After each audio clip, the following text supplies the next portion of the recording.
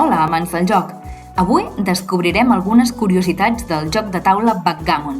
Comencem! La primera representació del joc la trobem als antics murals de Pompeia. Emperadors com Claudi i Neró no només governaven, sinó que també tiraven els daus d'aquest joc. Pel que fa a normes escrites, fins i tot reis del segle XIII com Alfons X tenien el seu manual de joc, el llibre dels jocs.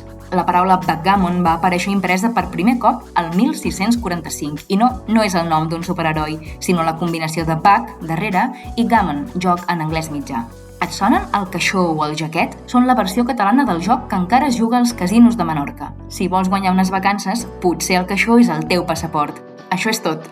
Així que agafeu els daus i desafieu-vos en aquest joc mil·lenari. Qui sap, potser us convertireu en els nous emperadors del Backgammon.